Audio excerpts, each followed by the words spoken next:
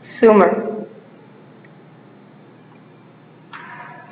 Some of the major Sumerian city-states include Eridu, Ur, Uruk, and Kish. Eridu was the world's first city. The city-states mainly consisted of a walled city surrounded by agricultural lands and villages. Each city-state had its own god that had his or her temple in the center of the city. These temples were called ziggurats. As the name suggests, the walled city, part of the city-state, was surrounded by a wall which was either used for protection from floods or from any attackers. These were also canals throughout these city-states. The houses had small backyards which were used for cooking and not for growing plants. There were also fortresses that were built on the city walls. This might have been used for the protection of the walled city, as the important buildings such as ziggurats and the palaces were inside these walls. Government and law. Government. The Sumerian people believed that the land was owned and ruled by God. Although the priest's main job was to take care of religious matters, before 3500 BCE, priests would look over the cities and rule. Slowly, people were elected to be lugals, or kings, especially during a crisis period like a drought or during a war. The lugal's job was to direct the people and maintain order. Over time, however, the position of the kings and lugals became permanent and hereditary because they thought that they had a connection with God, which made them superior. Both kings and priests had the highest power in the city, as they were known to have a link with God, which would allow them to properly represent God. Although eventually the kings were the most powerful in the city, research has shown priests held the upper hand as they were educated and literate. The ruler's duties were to maintain irrigation system and to collect taxes from the people. The first recorded laws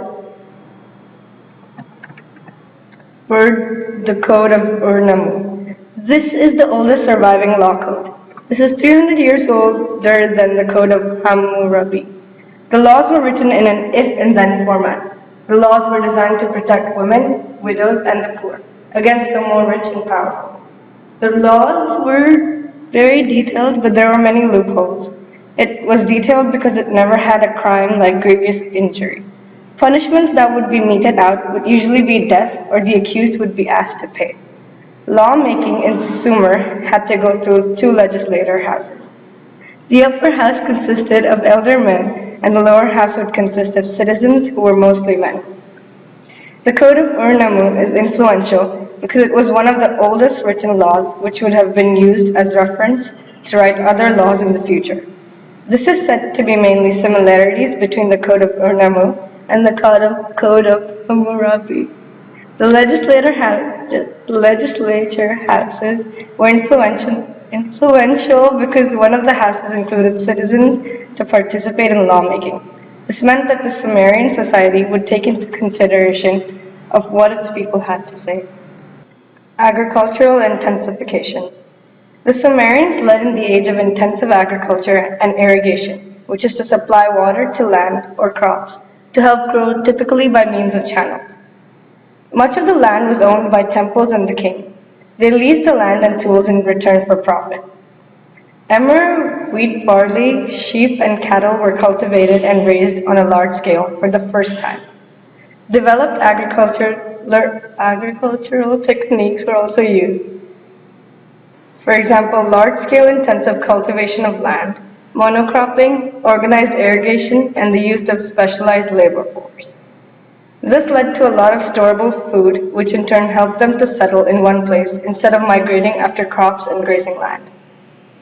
This greater population density also led to satisfying the requirement for a large labor force and, in turn, division of labor. State religion. Religion was an intricate part of the daily lives of citizens in Sumer. The Sumerians were probably the first to write down their beliefs, which was an inspiration for much of the later Mesopotamian mythology, religion, and astrology.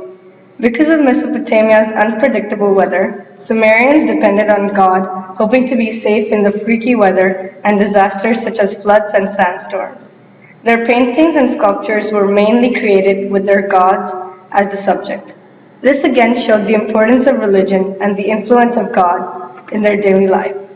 The most important thing that was preserved in Sumer is their religions. Sumerian religions have impacted greatly on other religions in East Africa from 2000 BC. Sumerian religions are said to be the origin of every religion, and this still impact on the other religions in the world. Sumerians thought each god or goddess was responsible for one thing. Therefore, there were hundreds of gods and goddesses. Also, each Sumerian city was guarded by a god or goddess. There were numbers of temples in Sumer, and these served several purposes, including worship and education. Each temple held an education center in which students learned mathematics and scribing. Now let's see what gods Sumerian people believed in. Firstly, An was the god of heaven, whom had the power to judge those who had committed crimes. Secondly, Enki was the god of water, whom gave humans the art and sciences, the industries and manners of civilizations. Thirdly, Enlil was the god of the air, which was associated with the ancient city of Nippur, and was seen as the model for kingship. Lastly, Inanna was the god of sexual love, which was associated with the city of Uruk and was considered the most prominent female deity in ancient Mesopotamia.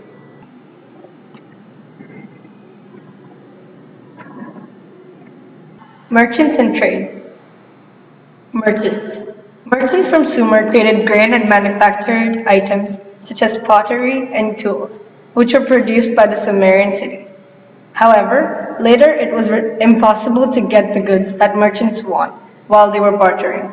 Therefore, Sumerian merchants decided to use a particular object to buy goods instead of bartering. Sumerian had begun using gold and silver bars as money, which made individual wealth more easily measured and stored.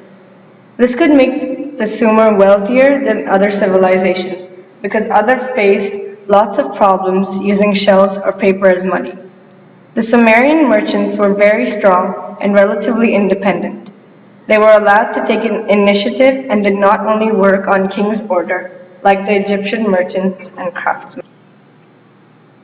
Trade. One of the driving forces that Sumer could become the most civilized in Mesopotamia is because of their active trade. Sumerians had succeeded in economy through their agriculture and trade. In fact, it is difficult to find a case which the economy was organized as well as Sumer in the past. The Sumerian economy was based on the agriculture. Firstly, the area located between Tigris and Euphrates River had water available for irrigation of their crops. Secondly, the soil and land was agreeable for farming. These two factors made the agricultural economy strong. It was easy to trade in Sumer because the area was open in all directions, and their tributary was well developed. Also, even though Sumerian agriculture productivity was very high, they had to trade with highlands in northern part since they couldn't extract natural minerals from their area. This expanded the scale of Sumerian trade, and they could become more international. They traded with other far areas, not just the trades between neighbor cities. Again, since Sumerian agriculture took a great possession of Sumerian economy, grains, fish, mud, and wool were the only materials the Sumerians had in abundance. Therefore, they exported those materials to other cities and areas where Sumer imported tin, copper, silver, and azure stones from other areas. Development of science and writing. Writing. The Sumerians developed the first type of writing at around 8000 BC, called the cuneiform. There were more than 700 symbols, and even this varied from each city or village, since there would be some words that would be changed. Writings would be on clay tablets, where people would take a stylus, which is like a stick, and write on the clay while it was soft. After they finished writing, they would let the clay tablet dry so that the symbols would be permanent. The symbols would also change from time to time, and they would look completely different to how it was shown before. As the people learned how to write, a lot of stories, along with songs and poems, would be written, such as the Epic of Gilgamesh, which was about a king from Sumer itself.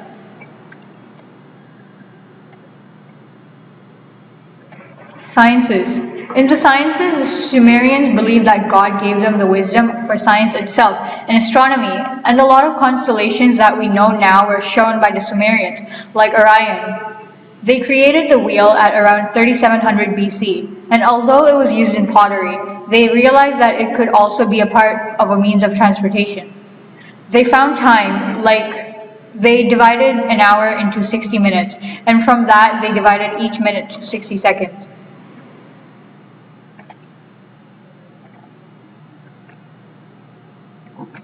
Art and architecture. Art in Sumer was quite popular. They did especially well in painting and sculpture, and pottery was quite popular since there was a lot of clay.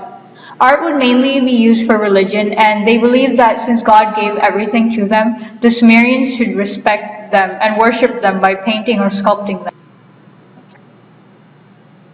Architecture. Temples were small brick houses called ziggurats, which the gods would use from time to time. They were made out of mud bricks in the beginning when they were creating this. And the walls would have mosaics or murals of mythology or would simply be painted in bronze. Two types of temples would be created, and one of them was a ziggurat, which was like a temple which had layers, so it would be like stacks going up and up and up. Also, it wasn't only for the god, but it was also to show that there was a powerful city. And if there were a lot of ziggurats, then it would mean that the city was more powerful. Regular people lived in reed houses and slept on the ground. Social class. There were three classes in the Sumerian society. The upper class mostly consisted of nobles, priests, government officials, and warriors. Men and women would both wear jewelry. Men would have long beards and long hair. Women would also have long hair, and they would usually braid it quite intricately. The middle class would mostly consist of merchants, traders, and artisans, and farmers. Although they belonged to a lower class, the people of the middle class would live quite comfortably. The middle class workers would be paid for their goods and services. No one from the upper class would take their goods or services without paying, as it would be a crime. Even the king would pay the middle class. Finally, the lowest class was made up of slaves. The slaves were prisoners from war or people who could not pay off their debts. Slaves would work for upper class or middle class. Slaves had rights which allowed them to have business and borrow money. If a slave had enough money, they could buy out their freedom. Men and women in Sumer were not equal, but women in Sumer had more rights and freedom compared to other Mesopotamian societies. Women in Sumer would mostly take care of household duties and bring up children. They had more rights than other Mesopotamian societies. Women were allowed to become priestess and work as government officials. Sumerian women could also own businesses and would usually sell beer or clothes. Sumerian military. According to the surviving artwork and figurines, the soldiers wore bronze helmets and heavy cloaks. They carried large shields, sports spears, slings, and even simple bows and arrows. They even used a four-wheeled chariot, which were driven by onagers, also known as the Asiatic wild ass. However, these carriages were not very efficient. Job specialization. As mentioned earlier, the city-states were divided into social classes, the highest, middle, and the lowest.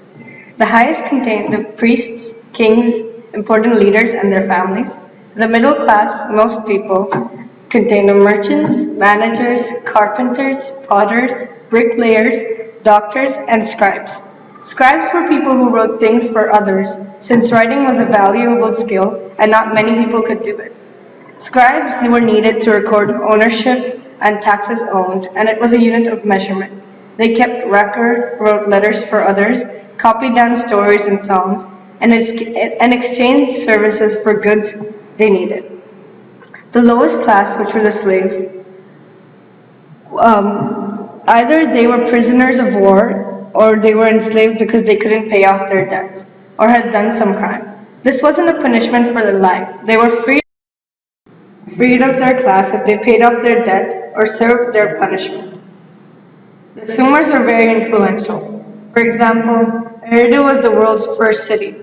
They created the wheel, they organized irrigation, sheep and cattle were raised on a large scale for the first time. They had the oldest known law code, which provided the basis of other law codes. The Sumerian religions are said to be the origin of every religion in the world. Sumerians' active trade made Sumer the most civilized in Mesopotamia.